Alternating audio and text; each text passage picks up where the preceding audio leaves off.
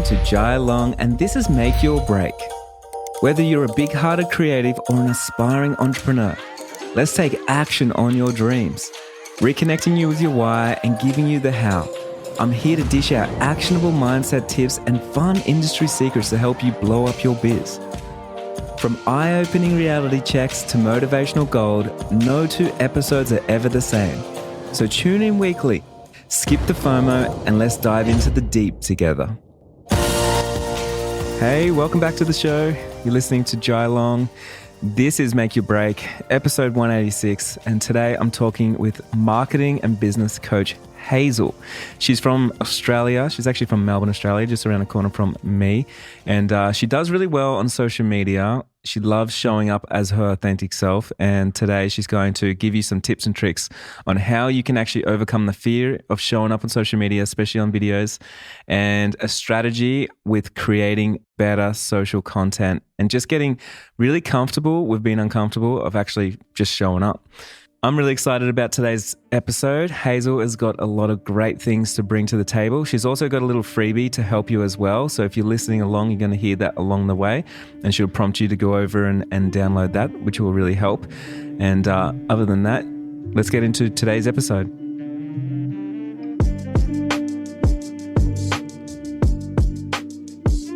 Do you want to introduce yourself to my audience? Hi, Jai. My name is Hazal. I'm a business and marketing coach. I help service-based entrepreneurs create, market, and grow aligned businesses with ease and flow. And this is your first podcast episode. This is my first podcast episode that I've been a guest on. So thanks so much for having me. I'm excited to be here. That's so cool. I always love it when someone comes on. It's their first time ever. Are you feeling nervous? I feel good. I feel excited. Yeah, that's good. So today we're actually going to talk a little bit about, tell me what we're going to talk about. Today we're going to talk about how to stand out on social in a way that doesn't feel like you're faking it. I know that a lot of the time I see with my clients and commenters on social, they'll say, Hazal, it's actually one of the most common questions I get asked. Hazal, how do you have such an authentic social presence? It really seems like you're you. When I speak to you, you're exactly the same. How do you get there? And how do you promote yourself in a way that actually feels good and gets results? Can I ask you a question? Yeah. Are you comfortable talking to your camera and posting it on social media? Yeah, sure. Did it take you a long time to get comfortable? You know what? It's really interesting that you asked me that question because I'm a marketing native, right? I've worked in marketing for over 10 years. I'm in this world and I know that the best way, I feel like the best way to really promote your business is to showcase your face and who you are and your personality. And you don't have to, but I feel like it definitely helps. And so I knew that when I launched my own business, that especially being a business coach and promoting myself, my own services, I needed to put my face out there. And I did have some stickiness to begin with, and I did a lot of mindset work, and this is the same things that I teach to my clients as well. And I feel like a huge part of showing up online authentically is the mindset piece. And I did a lot of that, and I just felt things shift. And eventually I just started showing up more and more and more. And the more I did, the better a response I got from my audience as well. And more people started coming in, and the right kind of people started coming in. And it just, in the first couple of months of launching my business, I had viral content. I started attracting soulmate clients. And I was like, wow, I've really figured out how to shift this within myself and attract those soulmate clients. And that's what I'm so passionate about teaching my clients as well. So that's a long-winded way of answering your question as to which is exactly what I wanted or not. You know, because so many of us, we get so uncomfortable in front of the camera, but I actually watch you and you seem very comfortable just there teaching and just, talking, communicating with everybody. And I just wanted to hear about like the shift that you had to get to the point, because I know not all of us just happen to always have been so comfortable in front of the camera, especially showing up as ourselves for ourselves. And, even like showing up for our services and selling our services. Like there's so many times we hold ourselves back. So for you, it sounds like you were more ambitious than what the fear was. And you were like more like driven toward your goals and wanting to reach those goals more so than holding yourself back in the fear that you had around showing up. Absolutely. Well, I think that in any stage of growth that you're in, the next level always has some stickiness around it, right? You're always going to feel uncomfortable about something. If that's, achieving your next income goal, showing up on social, learning a new skill, whatever it is, there is always a sense of, this little voice inside of you that's like, can you actually do this? And or just uncomfort, a little bit of discomfort around moving into that next level. And I think turning that discomfort into like clocking it, being like, hey, cool, thanks, noted. I know that. And now I use that feeling as a really good sign that I'm moving forward, and to lean into that. And I know that the next level is coming. And that's exactly what I find that people do once they start moving through that fear of showing up online as well. So you use it basically as a measuring tool to know that you're on the right path, heading in the right direction because you're feeling a little bit uncomfortable, but you're doing it regardless. Yeah, absolutely. It's that saying, right? Feel the fear and do it anyway. Yeah. And I think that it's a really good signal that you're going into the next level version of yourself, whether that's on social or in business, wherever it is. Do you have any practical tips for people that are trying to get over that fear right now? And they're sitting there, they started, let's say, an Instagram account 5 years ago. They still haven't built up that courage yet to sort of show up and talk on social media and show their face and introduce themselves and connect with other people and reach out and DM people. Yeah, is there anything like practically for them to think about? Mm-hmm. So what I teach my clients is a bit of a framework around how to show up online in a way that feels good, right? And I think if you think about your business as a triangle split into 4 different sections, right? The top is selling your product or your service. And that's what we all want to do at the end of the day. That's why we're running a business, is because we want to sell our services and help people, impact people, etc. The next level down is your content, your marketing.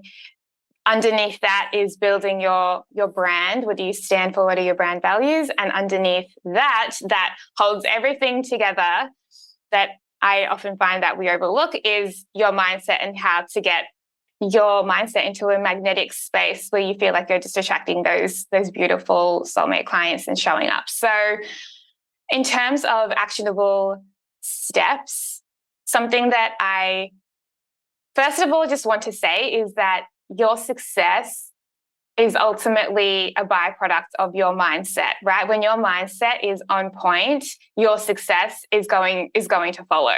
And that doesn't mean that we don't have negative thoughts or we don't have negative feelings at all. It's about, as an entrepreneur, noticing them, observing them, and then reframing them in a way that we can use them, right? And so some tools that I recommend my clients use is meditation. I know that everybody talks about this and everyone is like, meditating changed my life. But really, meditation actually changed my life. I have a really beautiful morning practice that includes meditation, and I think a really powerful one for this topic in particular is a future self meditation. So there's lots of guided ones on Insight Timer or YouTube, but basically what you do is you sit down and the meditation will take you through what you would like your highest self, the best version of yourself to look like, and down to what you're wearing, what you did that day, how you woke up. Did you go work out? Did you go walk in the sun? When you started working, what kind of work was that like? What were you doing within your work? And then I think this practice can really help you see and envision yourself showing up as that next level version of yourself. And then once you become really clear on who that is, then you can just start doing it. Act as if, I say. So yeah, I love that so much. Act as if you are that person who has that amazing job that you're after, amazing life that you're after, and start embodying that. And I feel like even just that is such a beautiful first step to showing up on camera, because that CEO version of yourself who's got who's making the 6-figure years or the $1 million years, they would show up exactly like that person that you have imagined already. It's so, so important, because one reason, we're talking about this before, when you have the fear of, showing up on social media and things like that, if you do imagine yourself as that person, and if you do it over and over, you start getting attached to that person because you want to be that person so badly. And then when something comes up, and maybe it's the fear of showing up on social media, then becoming that person, it's more scary to lose that person just because of social media than it is to post on social media. So what happens is we start making different decisions, which I think is so, so important. And I love the way that you are actually implementing that in your life as well. It's incredible. Absolutely. I feel like this practice was really vital for when I first had started my business. And I think a lot of people feel this when they're first starting out, because they can't even imagine, like, it's harder to imagine what that new level even looks like, or that confidence looks like. And because we haven't been there yet. And when you start showing up in that good vibe, high vibe state, the thing is, other people start feeling that as well. Like, I'm sure that you've experienced this as well. When you are feeling like you are embodying that version of yourself, people start gravitating towards you. People want to feel that energy. They connect with you. And I'd be curious to know whether you've, Yeah. And then when you're putting that out on social media, it's the same thing. Like, people are so attracted to those that are just showing up as themselves and sharing whatever it is that they're doing. And some other tips are journaling as well. Journaling has really helped. I don't think that it has to be, pages and pages. It could just be some prompts like, how do I want to feel today? How do I want to show up within my business today?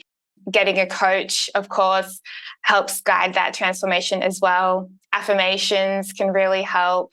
And then some more actionable things could be, like, if you're like, Hazel, okay, but I just want a quick tip right now. How am I going to show up on social in a way that's going to make it easier for me without, a lot of the time we hear like, just be yourself. And you're like, well, what does be myself mean? I don't know how to be myself. Like, I am always myself.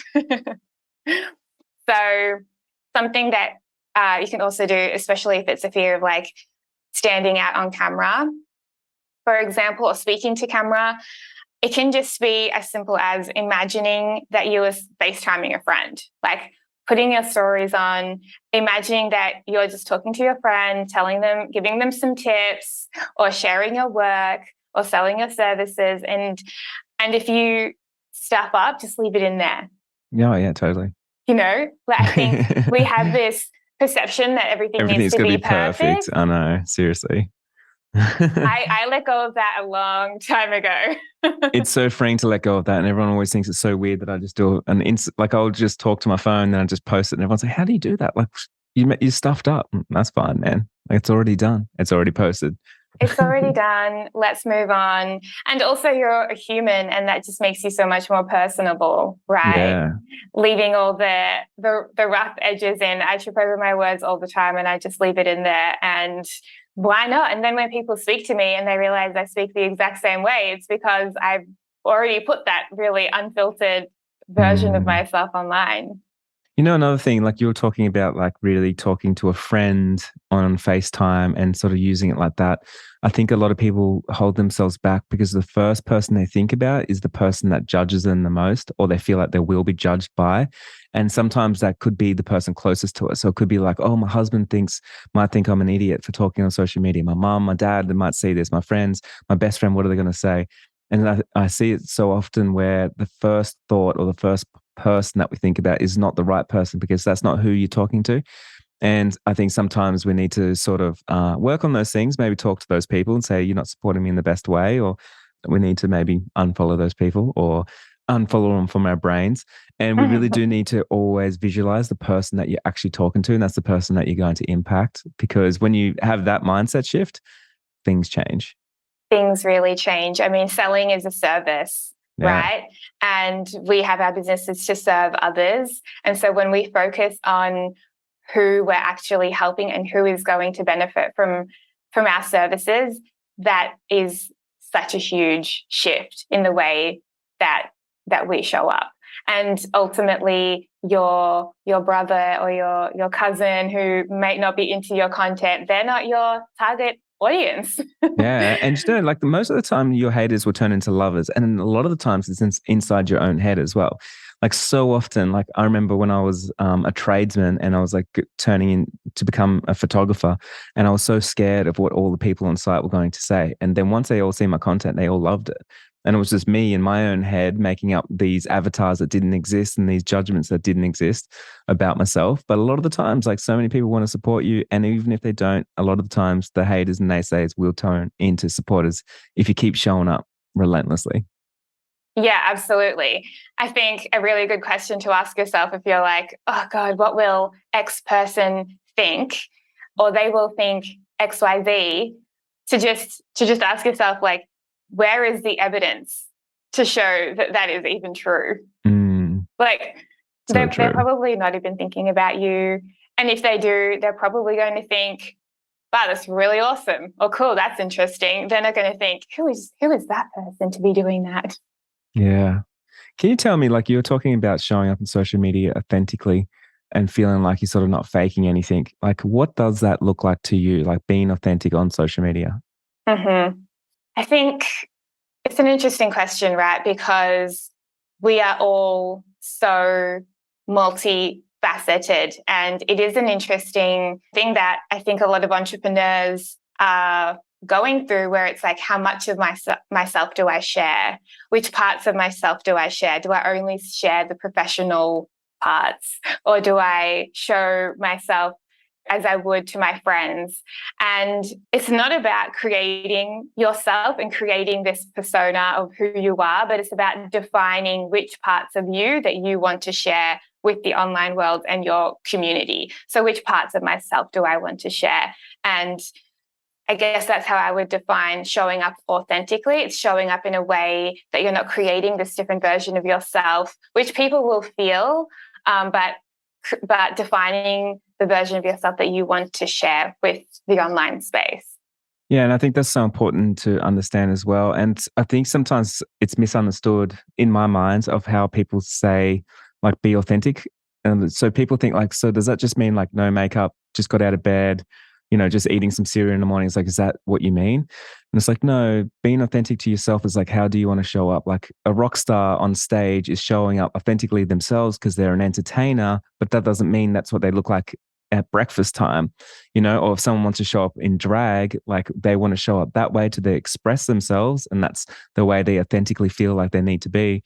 But then, it's not like we all have to walk around with blue jeans on, white shirt and no makeup to be completely raw and completely authentic. So it's really important to understand it's up to us on how that we want to be perceived by what we show to the world and how we show up. That's it. And I've thought about this quite a lot as well. And this is something that I speak to my clients about as well, is even with myself, it's interesting, right? Because you want to see like the realist version of people online, and that is how you build that know, like, trust factor. But even with myself, I was like, when I was starting out, I was like, well, I'm not the kind of person who shows up and goes to a big family gathering with like no makeup, hair messy, in tracksuit pants. Like that is totally fine, but that's not authentic to me. And so it doesn't actually make sense for me to show up on social like that, because that isn't how I am. And I did have this moment of like, am I still being authentic if I'm not showing myself when I've woken up in the morning and like, in bed doing stories, talking about what I want to do that day? But that just doesn't feel good to me. And I think that's just something to note as well. Like as you're recording, you're like, does this feel good or does this feel unaligned? Yeah. I know. And so often, like, it's funny because we can fake the good and we can also fake the bad. And so, we can, just like you're saying, it's like if you change the way that you were to show up on social media in the morning, with bed hair and stuff like that. It's like, I'm actually faking something now, because in reality, I wouldn't be talking to anyone right now like this. I would need to go and have a shower. So get out of my way. Yeah, exactly. And I think another element to this, which is really important, is thinking of yourself as a brand, and what do you stand for? Like, what does your brand stand for? What are your values as a person? I'm using kind of brand and yourself kind of interchangeably right now because, I'm speaking to service-based, like creatives who are marketing themselves, but what are my values? What kind of message do I want to spread in the world? And how do I want people to connect with me? And so if you think like my values are authenticity, warmth, friendliness, learning, I want people to feel welcome and in a safe space when they get onto my page and they listen to my content or interact with me in any way. And that's why whenever I post any piece of content, I do it through the lens of, does this align with my brand values? And then you can use that as a really good kind of measure of whether you feel comfortable sharing something or not. For example, there are a lot of trending reel topics, like reel sounds out there at the moment, which are quite like negative. I feel like it's kind of like the audio, the style is like a bit kind of like, oh, don't you hate it when this happens? Or like, it's just not in the most like uplifting way. And I already know as soon as I listen to that even if it's funny, I'm like, that just doesn't suit me and my brand, because that's not the value that I want to give to people. That's not how I want people to feel when they interact with my brand online. I love that. It's so important, even just, with all of that stuff, like thinking about like the way that we're showing up on social media, where we're showing up, who we're talking with on social media, like all this stuff. I think it's so important because it creates that overall brand and that conversation with our clients, and everybody's watching all the time, Mm-hmm. And just not just doing things for the sake that they are trending, I think is a really big part of it as well. I've used a lot of trending audio and done a lot of trending things in my time, but if it doesn't align with your business, let it go. It's not going to feel good. It's not going to feel authentic to you, and people are going to feel that. Yeah. I think it's so important, like whenever you're creating content and posting something, that like you're excited about what you just made. And so, your followers are going to be excited about what you just created as well. And so it's pretty easy to sort of determine, like if you created something and you're about to post it and you really hate it and it's giving you anxiety, then it's probably not the right thing to be posting. Yes. I show my partner a lot of the reels before I post them, a lot of my content before I post them, just for fun, and sometimes I find myself saying, are you sure? Like, do you think this one is fine? Is this a bit weird? Is the audio a bit funny? Does it feel good? And I just know as soon as I start asking those kinds of questions, it's got to go. Like, it's not going to work. That's such a good way of weeding out the content that you shouldn't be posting. So yeah, I definitely find that helps too. Just talking it through with somebody. Yeah. Do you have any other tips on how to show up authentically on social media without feeling like we're faking it? Mm-hmm. I think another thing that can also help is the way that you have branded yourself on social. So something to think, like I see a lot of people do this where they are like, well, my favorite color is pink. And so that is going to be my brand. It is going to be pink. And that's just what I'm going to go with. And I often see people down the line saying, I'm not really even sure why I did that or why I chose these fonts or what they really mean. And usually when I dig into this deeper, it's not something that makes them feel good. Like they're not representing themselves visually in a way that feels good. And I think that this is something that a lot of us don't think about when we start sharing online or promoting our businesses, is what the look and feel is of our brand as well as what we're actually saying, right? And so this can just give you so much more confidence to show up in a way that feels good because you feel aligned with what you're creating, like I have a lot of like oranges and blues in my content, and I know that orange kind of signifies like energy and warmth, and blue is kind of like calming and friendly. And so I want to show up more just because I know that even visually people are feeling what my brand looks like, and that can really attract the right kind of customers as well. That's such a good and interesting way of thinking about how you're sort of curating everything. And so my partner, she's a graphic designer and she does like amazing brands for amazing people. And she often talks like she will sit in, have a strategy call with people. And she's often like, I understand exactly what you want. You said you love pink and you want a pink website, but let's talk about your perfect client for a second, because is that what they want? And so often we make everything about ourselves, which I know sometimes we need to make it about ourselves for sure. But I think there's a big element where we need to really think about our perfect clients as well, of who we're trying to attract with the kind of design and the type of stuff that we create around ourselves. I think it's important. Yeah, absolutely. And it really helps, like visual. Also, her work is so beautiful. Yeah, it is. Yeah, love it. So the thing with your branding and using it in a way to show up authentically is that people see your branding and they are able to process it in like seconds. Like they look at it and instantly they will know what kind of brand you have, what you're trying to say. Like there's so much that you can get just from the way that your brand looks like and feels like.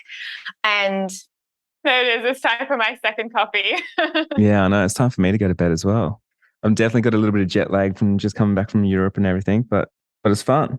It's fun jumping on a podcast and brainstorming some stuff. And, like even I'm just looking at your Instagram right now, and it's so interesting because you can sort of see, like after everything you're talking about, you can see how much work you put into everything. And it's so important to really think about how you've like curated everything, the words that you use, the audio that you use, the colors that you're using.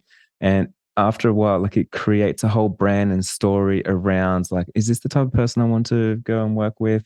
And it also intrigues you as well. So anyone out there, like if your social media, if it doesn't have that, like if they're not scrolling through and people can kind of see like what they're in for, like what kind of content they're going to get, what do you stand for, what's the values, what kind of services do they offer? It's really hard to get people to follow you or to be interested in your work. So I think it's so important to think of the overall strategy of your whole social media account. Mm-hmm. That's it. And also how it ties in with what you want to be doing. Like what work lights you up, which parts of your work lights you up, and then how you promote that and how you promote it within yourself, like your own business and your brand together as a whole. Another thing is like who you repel. And so often we don't think about that, or like the work that we actually repel. So I know like I have a lot of wedding photographers listening, and a lot of the times they will say like, Jai, I really don't want to just shoot a photo of the dress in the window anymore. And you look at their social media account and they've posted that lots of times, a dress in the window, because they feel like, well, I got to post it. But if they truly don't actually want to do that work, they probably should stop showing that work to their future clients. So then their future clients are expecting that work. And it's so important that everything that we put on our social media is in line with exactly what we want to do right now, not what we've done in the past. Yes, totally. I think a really good example of this is the photographer from my wedding who was Briar's Atlas. Or Ollie Sansom. Yeah, he's a friend of mine. He is so amazing. And on the day, just... Shout out Ollie. Shout out Ollie. He is amazing. Go check out Ollie. His handle is @Briar's Atlas and he's amazing. Yeah. And you can really tell as soon as you land onto his account. Yeah, he repels people. Like, if you love his work or don't love his work. And that means like the people that hire him really love his stuff. Yeah, and we really loved his stuff. As soon as he's actually just such a perfect example of this, because you go onto his page and you can see the kind of person he is. Like you get a vibe from that, even though he's not posting himself all the time. He is He has very clearly done the mindset work, branding work that we just discussed, how I want to be seen. He's done all that thinking and he's thought about that, and you can see it on his account. You can really see his creativity stand out in the types of posts that he does. And yeah, I think even if you're like a wedding photographer and you're like, how do I create content in a way that stands out when there are so many other wedding photographers? And it's the same in every niche, right? How do I stand out? Even if we're doing a similar thing, it really goes back to, okay, cool. Like, what is my creative spin on this? Like, what do I like doing? What do I do in a way that nobody else does it like me? Totally. And then showcasing more of that kind of content is so important. Yeah, because I feel like all his work, doesn't matter if it's client work, but it really does reflect him and his personality, like through and through. And you know what? When we worked together, his personality was exactly what I was expecting it to be as well. Of course. Yeah. And so that good. is, he actually is a beautiful example of showing up authentically online. Yeah, shout out to Ollie. He's one of my amazing friends. There's also a podcast or 2 episode with Ollie on here. So if you want to go back and find out who he is, go and have a listen. I'm actually going to wrap up because I've got a coaching call and then I've got some sleep to do. Hazal, where can we find you? I know that you do some one-on-one mentoring, and I know I've got some eager people that want to contact you. You can find me on Instagram at hey.hazal, and that's Hazal with an AL, not an EL, just for fun. And my website is heyhazal.com. Easy. Well, thank you so much for jumping on the podcast and allowing me to be your podcast first. It's really cool. Thanks so much, Jay. It was so lovely to be here.